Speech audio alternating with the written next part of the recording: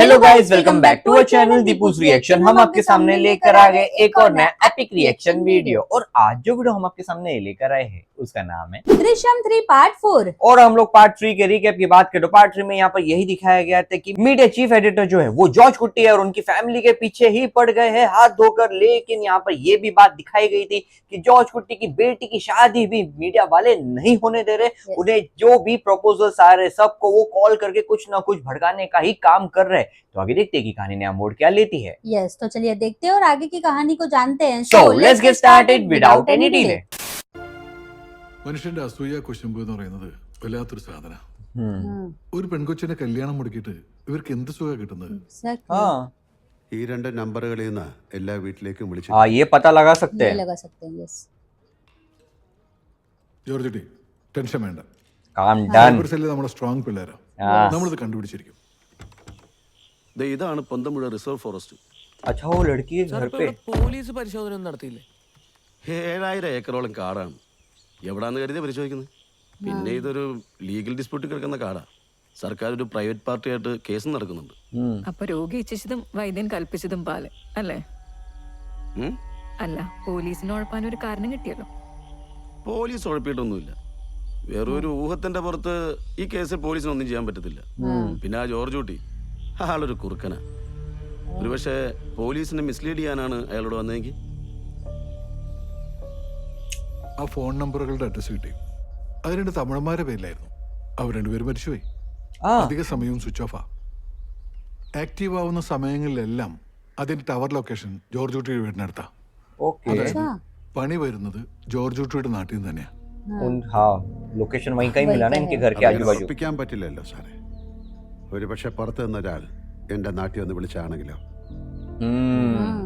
അങ്ങനെയും ഒരു സാധ്യത ഉണ്ടല്ലോ. പിന്നെ മറ്റൊരു കാര്യം, ജോർജ് കുട്ടി അന്ന് രണ്ട് നമ്പറുകൾ ഉപയോഗിച്ചിരിക്കുന്നത് ഒരേ ഫോണിലാണ്. ആ ഫോണിന്റെ IMEI നമ്പർ ഉപയോഗിച്ച് കണ്ടെത്തിയൊരു കാര്യമുണ്ട്. ഒരു വർഷം മുമ്പ് വരെ ആ ഫോണിൽ മറ്റൊരു നമ്പറാണ് യൂസ് ചെയ്തിരുന്നത്. ആ നമ്പർ ഇപ്പോഴും ലൈവാണ്. പക്ഷെ ഇപ്പൊ അതിന്റെ IMEI നമ്പർ വേറെയാണ്. അതായത് അയാൾ ആ ഫോൺ വിറ്റ് കാണും. ദാറ്റ് മീൻസ് ഈ വിളിക്കുന്നയാൾ ഒരു സെക്കൻഡ് ഫോൺ ഇതിലൊരു ഫീലിംഗ് ഇല്ലേ? ഇപ്പൊ ലൈവാണെന്ന് പറഞ്ഞ ആ നമ്പറിന്റെ അഡ്രസ് ഉണ്ടോ? അതൊരു ലേഡിയുടെ പേരില്ല. അതിന്റെ പുറകെ പോയിട്ട് കാര്യമുണ്ടോ? സെക്കൻഡ് ഹാൻഡ് വാങ്ങി ഉപയോഗിച്ചതല്ലെങ്കിലോ? ഒരുപക്ഷെ അയാളുടെ തന്നെ പഴയ ഫോൺ ഉപയോഗിച്ചതാണെങ്കിലോ?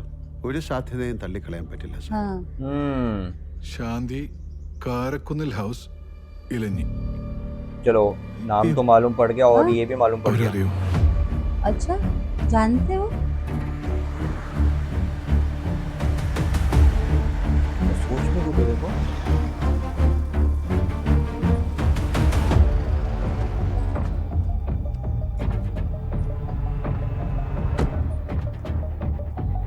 ചേട്ടാ, ഓ, കൂടെ എന്ത് ചതിക്കുന്നുടാ പട്ടി? ഞാൻ എന്ത് ചെയ്യുന്നതാണ് നിന്റെ അഭിനയം? നീയും നിന്റെ ഭാര്യയും കൂടെ എന്റെ മകളുടെ കല്യാണം മുടക്കിക്കൊണ്ടിരുന്നത് ഞാൻ അറിയില്ലെന്ന് വിചാരിച്ചോ? എന്റെ കുടുംബം നശിപ്പിക്കാൻ ശ്രമിക്കുന്ന ഒരുത്തനെ ഞാൻ വെറുതെ വിടില്ല. തനിക്ക് മാത്രമുള്ളോ കുടുംബം? തനിക്ക് മാത്രം ഉള്ളോന്ന്?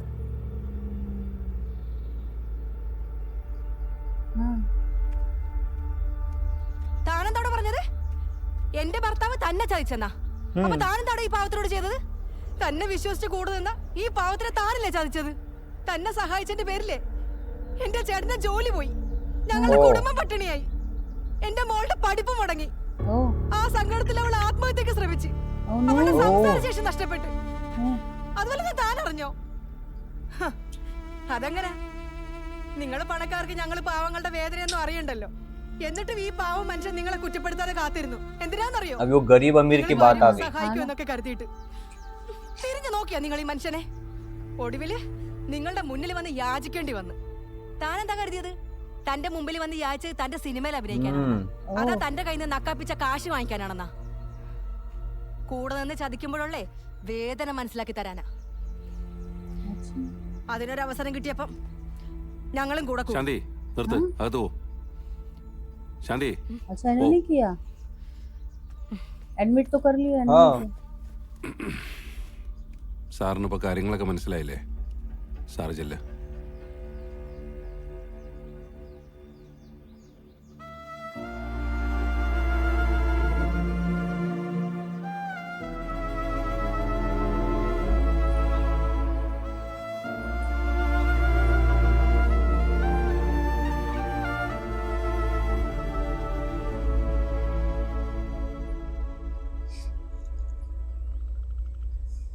തെറ്റുപറ്റിപ്പോയി സാർ. മറക്കാൻ പാടില്ലായിരുന്നു.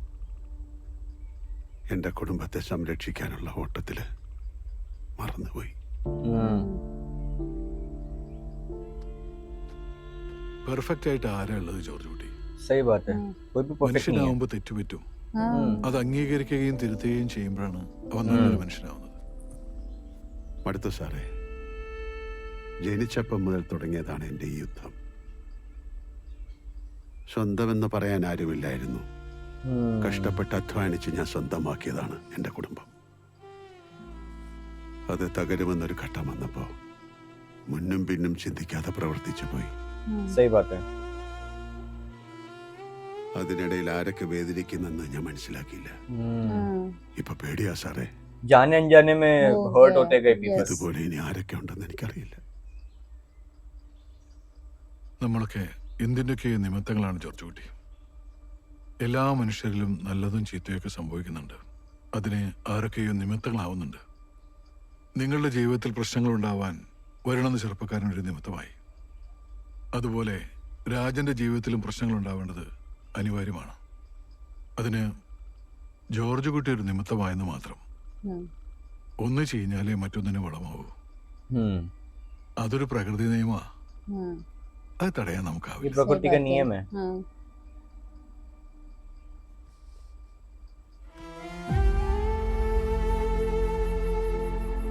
ജോർജ് കുട്ടി, ഈ ഒരു ചെറിയ കാര്യത്തിൽ ജോർജ് കുട്ടി തളർന്നു പോകരുത്. പ്രശ്നങ്ങളൊക്കെ കഴിഞ്ഞില്ലേ? ഇനി സമാധാനമായിട്ട് ജീവിക്കാൻ നോക്ക്. ഒന്നും കഴിഞ്ഞിട്ടില്ല സാർ. ആരും എൻ്റെ പിന്നാലെ ഉണ്ട്. ഇതൊക്കെ ജോർജ് കുട്ടിയുടെ വെറും തോന്നല. ഇനി അഥവാ ഉണ്ടെങ്കിൽ തന്നെ അതിനെയും ജോർജ് കുട്ടി നേരിടും. അത്ര തന്നെ. शांति से कभी नहीं रह पाएंगे. എന്താണ് പ്രശ്നം, ആരാണ് പ്രശ്നം എന്നൊരു വ്യക്തത ഉണ്ടായിരുന്നു. ഇപ്പൊ ആ വ്യക്തതയില്ല. പക്ഷെ ഒന്ന് ഉറപ്പുണ്ട്, ആരും എൻ്റെ പിന്നാലെ ഉണ്ട്. यस, सही बात है. समझ गए, कंफर्म है उनको. अभी वो पता लगा कर ही रहेंगे, तब जाके उन्हें पीस मिलेगा. ശരിയാ, ഒരിക്കലും മറക്കാൻ പാടില്ലായിരുന്നു. പക്ഷെ പറ്റിപ്പോയി. ജോർജ് കുട്ടി ഇത് ഹൃദയത്തിലേക്ക് എടുക്കരുത്. ജോർജ് കുട്ടിയുടെ പ്രശ്നം എന്താണെന്നറിയോ? ഇന്നേ വരെ ആരെയും ദ്രോഹിച്ചിട്ടില്ലാത്ത ജോർജ് കുട്ടിക്ക് सही बात है. രാജന്റെ കുടുംബത്തിന് സംഭവിച്ചതിന്റെ കാരണക്കാരൻ താനാണെന്ന് ഉൾക്കൊള്ളാൻ പറ്റുന്നില്ല. ജോർജ് കുട്ടി ഇത് മനസ്സിൽ നിന്നൊന്ന് എടുത്ത് കളാ. പിള്ളേരോട് പറഞ്ഞോ? ഇല്ല, പറഞ്ഞിട്ടില്ല. बच्चों को कैसा बताएंगे ये सब चीजें? ഓ, ഒരു സിനിമ ചെയ്തത് കാരണം ജീവിക്കണ്ടേ ഇവിടെ? ഇനി സിനിമ ചെയ്യുന്നില്ലെന്ന് പറഞ്ഞാലും മനസ്സിലാകുന്നില്ല അവർക്ക്. ഓ, ഇന്നലെ രാത്രി ഞാൻ ശരിക്കും പേടിച്ചു. രാത്രി ഒരു 12 കഴിഞ്ഞപ്പോ ബാത്റൂമിൽ പോകാനായിട്ട് ഞാൻ എഴുന്നേറ്റു. അപ്പോ നമ്മൾ വാഴകൃഷി ചെയ്ത ആ ഭാഗത്ത് ഒരു ടോർച്ചിന്റെ വെളിച്ചം. ओ, ഞാൻ നമ്മുടെ ടോർച്ച് എടുത്ത് അങ്ങോട്ട് അടിച്ചു. പിന്നെ അത് കാണാനില്ല. कोई तो नजर रखे हुए है. വാഴക്കൊല മോഷ്ടിക്കാൻ വന്നവരായിരിക്കും. ഞാൻ രാവിലെ അവിടെ പോയി നോക്കി. വാഴക്കൊല്ലൊന്നും പോയിട്ടില്ല. अच्छा, तो मतलब इनके ऊपर नजर है. ടോർച്ച് അടിച്ച് അപ്പൊ പേടിച്ചു പോയി കാണും. ये बात संभालने का ट्राई कर रहे हैं. हाँ, ഈ വാഴക്കൊലയൊക്കെ മോഷ്ടിക്കാൻ വരുന്നവരെ പാവപ്പെട്ട കള്ളന്മാരാ. വിശന്നിട്ട വല്ലതും ആയിരിക്കും. അത്ര പാവപ്പെട്ട കള്ളന്മാരൊന്നും അല്ല. മൊത്തം വെട്ടിക്കൊണ്ട് പോകാനായിരുന്നു പ്ലാനെന്നാ എനിക്ക് തോന്നുന്നത്. ഞാൻ ബാത്റൂമിലായിരുന്നപ്പോ ഒരു ജീപ്പ് സ്റ്റാർട്ട് ചെയ്ത് പോകുന്ന ശബ്ദവും കേട്ടു. अच्छा, ओ,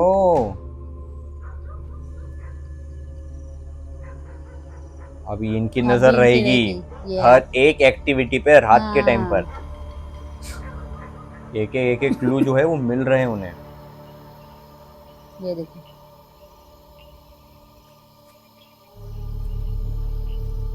ये गए. और वो देख रहे हैं ना रात के टाइम पे क्या हो रहा है. हाँ, उनकी फैमिली की सुरक्षा उनके हाथ में ही है ना. अरे क्या था? खोदम खोदी चालू है क्या? हाँ, ये देखो, खोदम खोदी चालू है इनके अच्छा, इधर. कोई रात को आके डिग कर रहा है. हाँ, सी,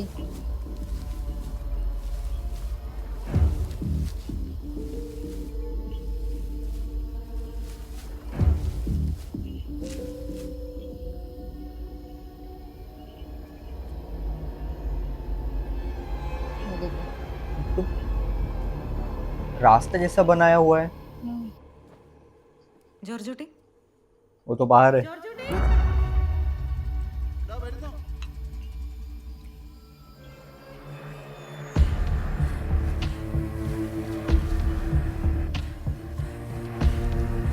फिर से वैसे ही वैसे लगा ही दे लगा रहे हैं रहे। जैसे पहले था, हाँ, ताकि जो खोद रहा है उसे शक नहीं हो। हाँ।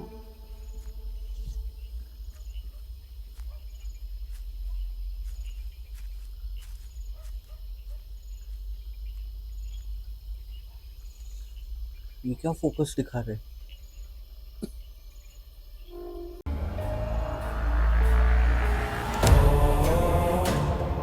तो डिग करके क्या निकाल वही तो सोच रहा हूँ मैं। वहाँ पे ऐसा क्या है?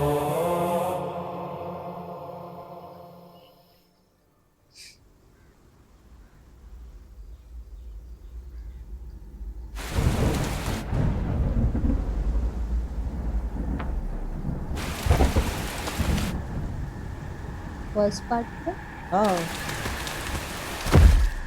जहाँ पे डाले थे। हाँ, लेकिन यहाँ तो डिगिंग पहले भी हुई है ना। हाँ।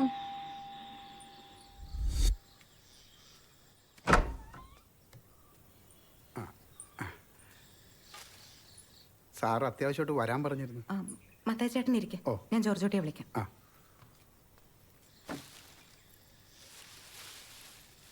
ये क्या है? हाँ, मैं भी सोच रहा हूँ।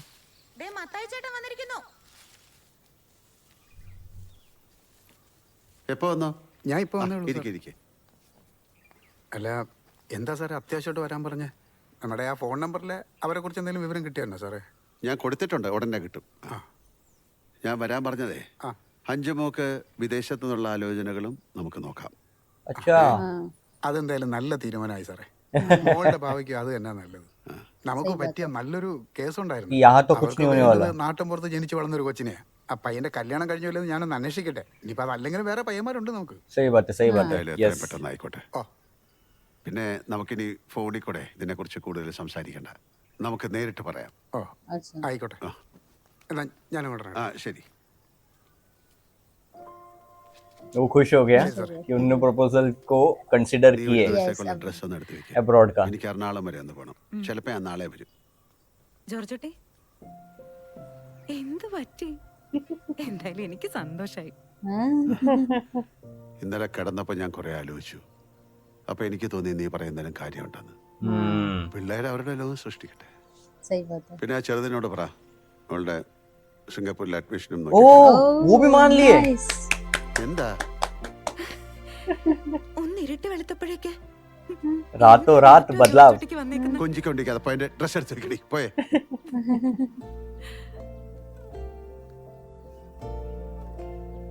उनको खतरा महसूस हो रहा है, इसके लिए अपने फैमिली को हाँ, सिक्योर कर सही रहे बात है, सही बात है। हैं। फिर वो बैग में क्या था? That's a mystery. या जानबूझ के रखा? हो भी सकता है, जो खोद रहा है उसके लिए, डिस्ट्रैक्शन के लिए। हाँ,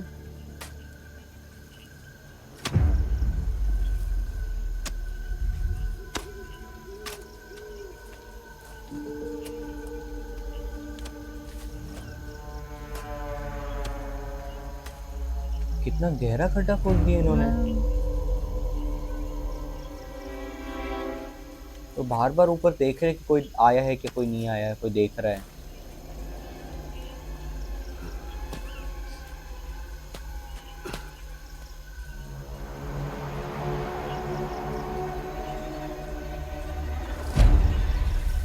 अभी भर रहे हैं। ये क्या कुछ गुमराह करने का देख रहे हैं? लाइक कुछ ट्रैप सेट कर रहे हैं। हाँ, ये आ गए फिर से। ചേട്ടാ ഈ കുട്ടിയെ കണ്ടിട്ടുണ്ടോ? वो लड़की के पीछे ही पड़ गए। हाँ,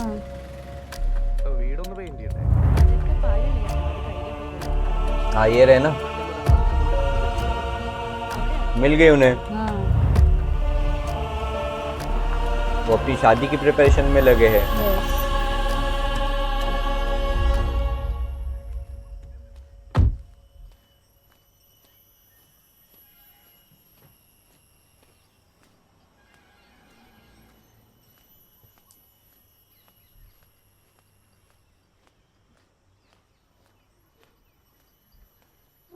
അച്ഛാ, ആ കുട്ടിയുടെ വീട് ഞാൻ കണ്ടെത്തി. अरे इनकी बेटी है? हाँ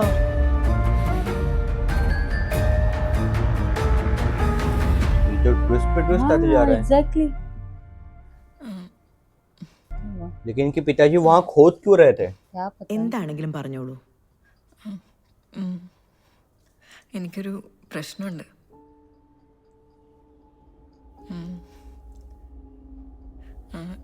2 വർഷത്തോളമായി ഞാൻ ഒരു സീരിയസ് റിലേഷൻഷിപ്പിലായിരുന്നു. वो एक साइकेट्रिस्ट के पास आए। പിന്നെ കുറച്ചാൾ മുന്നേ അവനൊരു ഫിസിക്കൽ റിലേഷൻഷിപ്പിനൊരു മൂവ് നടത്തിയപ്പോൾ എനിക്ക് പോലും മനസ്സിലാവാത്ത രീതിയിലാണ് ഞാൻ റിയാക്ട് ചെയ്തത്. ഞാൻ അതിനെ വല്ലാണ്ട് എതിർത്തു. ഞാൻ വയലൻ്റായി അവനെ ഉപദ്രവിച്ച് അവൻ അങ്ങനെ റൂമിൽ നിന്ന് ഇറങ്ങിപ്പോയി. പിന്നീട് എനിക്ക് അതിനെക്കുറിച്ച് ആലോചിച്ച് ഭയങ്കര ഒരു കുറ്റബോധമായിരുന്നു. ഞാൻ അവനെ വിളിച്ച് ക്ഷമയൊക്കെ പറഞ്ഞ് ഒരു തരത്തിൽ ആ പ്രശ്നമൊക്കെ ഞാൻ സോൾവ് ചെയ്തു.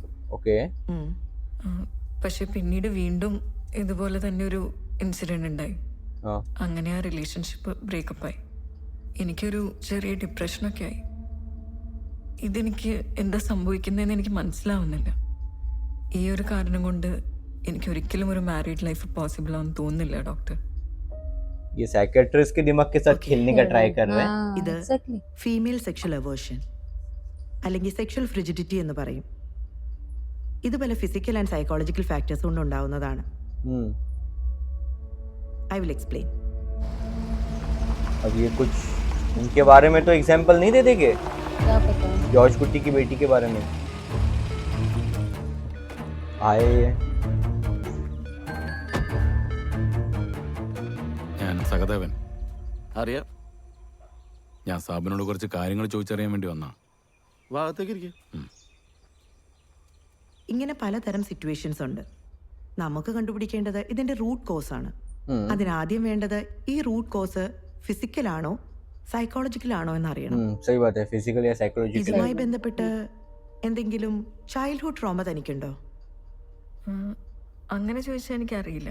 പക്ഷേ ഈ ഇടെ യൂട്യൂബിലൊരു ന്യൂസ് കണ്ടപ്പോൾ മുതലാണ് ഞാൻ ആകെ അപ്സെറ്റ് ആവാൻ തുടങ്ങിയത്. എന്ത് ന്യൂസ്?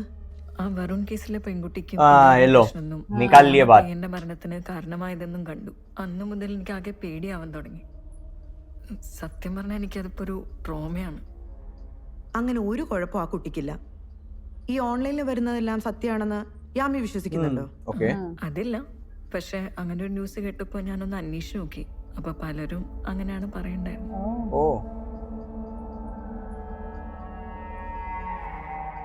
बोलो मत। പേര് confidential। അവിര, वही 30 വയസ്സാ. ഒറ്റ മോനാ. അച്ഛൻ കോളേജ് പ്രൊഫസറാ, ओके അമ്മ ഹൗസ് വൈഫാ. വലിയ കുടുംബാ. പിന്നെ പയ്യൻ M.Tech കഴിഞ്ഞിട്ട് ദുബായിലൊരു കമ്പനിയിൽ ജോലി ചെയ്യായിരുന്നേ. ഇപ്പോൾ ദുബായിൽ സ്വന്തമായിട്ടൊരു ബിസിനസ് ചെയ്യാം. अच्छा। പിന്നെ അവരും ഒരു ഇടത്തരം കുടുംബത്തിൽ നിന്ന് വളർന്നു വന്നതാ. ഇപ്പോൾ ബിസിനസ്സൊക്കെ നടത്തി അത്യാവശ്യം നല്ല നിലയിലായ. ओके അതുകൊണ്ട് തന്നെ അവർക്ക് നാട്ടിൻപുറത്ത് ജനിച്ചു വളർന്ന ഒരു സാധാരണ പെൺകുട്ടി വേണം ഒരേ നിർബന്ധം. കല്യാണം നോക്കി തുടങ്ങിയിട്ടൊരു 4-5 കൊല്ലമായി. പിന്നെ ഒരു ഈ പയ്യന് കേൾവിക്ക് എന്തെങ്കിലും കുഴപ്പമുണ്ടോ? കണ്ടോ, ഹിയറിംഗ് എയ്ഡ് വെച്ചിട്ടുണ്ടല്ലോ. अच्छा हियरिंग एड लगाया उन्होंने, प्रॉपर उन्होंने देखा। हाँ ഞാൻ ഓർത്തത് ഇയർഫോൺ ആണെന്ന്. ദാ ईयरफोन नहीं है, वो हियरिंग एड है। അല്ല സാറേ, അത് മാത്രമേ ഉള്ളൂ ചെറിയൊരു പ്രശ്നമായിട്ടേ. 4-5 കൊല്ലം മുമ്പ് ഒരു ആക്സിഡന്റിൽ വലത് ചെവിക്ക് ചെറിയൊരു കേൾവി പ്രശ്നം ഉണ്ടായി. ओ പക്ഷേ ഇപ്പോൾ ആ സാധനം വെച്ച പിന്നെ എല്ലാം ക്ലിയർ ആയിട്ട് കേൾക്കാൻ പറ്റുന്നുണ്ട്. നമ്മുടെ കാര്യങ്ങളൊക്കെ പറഞ്ഞിട്ടില്ലേ? ആ എല്ലാം പറഞ്ഞിട്ടുണ്ട് സാറേ. ആ പയ്യൻ്റെ അപ്പനും അമ്മയ്ക്കും അവൻ എത്രയും പെട്ടെന്ന് കെട്ടിക്കണ്ടാൽ മതിയെന്ന്. പിന്നെ പയ്യന് മോളെ ഒന്ന് കണ്ടാൽ കൊള്ളാമെന്നുണ്ട്. अभी एग्री करेंगे? पॉसिबली ആയിക്കോട്ടെ, എപ്പോഴാന്ന് പറഞ്ഞാൽ മതി. ഓ ആയിക്കോട്ടെ സാർ. मिल तो ले किसी की, ये छोटी सी चीज के लिए थोड़ी कोई भी रिजेक्ट कर लेकिन फिर सकता भी है। ഏ അല്ല, കേൾവി ശക്തി ഇല്ലാത്ത ഒരാളെന്നൊക്കെ പറയുമ്പോ കേൾവി ശക്തി ഇല്ലെന്നല്ലല്ലോ, വലത് ചെവിക്ക് അല്പം കേൾവി हाँ കുറവുണ്ടെന്നല്ലേ सही बात, പറഞ്ഞത്? स्लाइटली हेयर അതും लॉस ഒരു है। അപകടത്തിൽ സംഭവിച്ചത്. हाँ ആദ്യം പറഞ്ഞതൊക്കെ സത്യമാണോ എന്നൊന്ന് അന്വേഷിക്കട്ടെ, എന്നിട്ടല്ലേ ബാക്കി കാര്യങ്ങൾ തീരുമാനിക്കാൻ. हाँ सही बात है। हाँ सही ഇനി बात। മത്തായിച്ചൻ പറഞ്ഞതൊക്കെ സത്യമാണെങ്കിൽ തന്നെ ശരിക്കും അതൊരു വലിയ കുറവാണോ? हाँ सही बात है। അങ്ങനെയാണെങ്കിൽ ഈ കണ്ണാടി വെക്കുന്നതും ഒരു കുറവല്ലേ? हाँ सही बात है। കുറവുകൊണ്ടാണല്ലോ നമ്മൾ ഈ കണ്ണാടി വെക്കുന്നത്. सही बात है। एग्जाम्पल तो परफेक्ट അത് दिए। സർവ്വസാധാരണമായതുകൊണ്ട് നമുക്കതൊരു കുറവായി തോന്നുന്നില്ല. हाँ, പിന്നെ ഇതിലൊരു തീരുമാനം എടുക്കേണ്ട അഞ്ചുമോളല്ലേ. सही बात है। മോക്ക് ഇതൊരു കുറവായി തോന്നുന്നെങ്കിൽ വേണ്ട. എനിക്കിതൊരു കുറവായിട്ട് തോന്നുന്നില്ല അച്ഛാ. हाँ, चलो वो तो एग्री कर रहे हैं ना। yes, ഹലോ, ഞാൻ ഡോക്ടർ രഞ്ജിനിയാ. ആ പറയൂ ഡോക്ടർ. ഇന്ന് ഇവിടെ കൺസൾട്ടേഷന് ഒരു പെൺകുട്ടി വന്നിരുന്നു. ആ പക്ഷേ വരവിന്റെ ഉദ്ദേശം വേറെയായിരുന്നു. exactly, समझ गए, साइकोलॉजिस्ट के दिमाग से नहीं खेल सकते हो। नाइस। Nice. ओ तो यहाँ पर जो मीडिया पर्सन है वो तो साइकोलॉजिस्ट के पास ही पहुंच गए, लेकिन वो साइकोलॉजिस्ट के ब्रेन के साथ नहीं खेल पाए। उन्हें तो शक हो ही चुका था कि यहाँ पर वो साइकोलॉजिस्ट के सेशन के लिए नहीं आए हैं, वो कुछ और ही उनका मकसद है। और वहां पर उन्होंने जॉर्ज कुटी सर को कॉल भी कर दिया है डॉक्टर ने। तो आगे देखते हैं कि कहानी नया मोड़ क्या लेती है। यस, तो इसी के साथ हमें वीडियो समाप्त करते हैं। अगर आपको ये वीडियो अच्छा लगा हो तो please do like, share and subscribe to our channel Deepu's reaction and never miss an update. हम मिलते हैं आपको अगले वीडियो में, तब तक के लिए bye bye and stay tuned.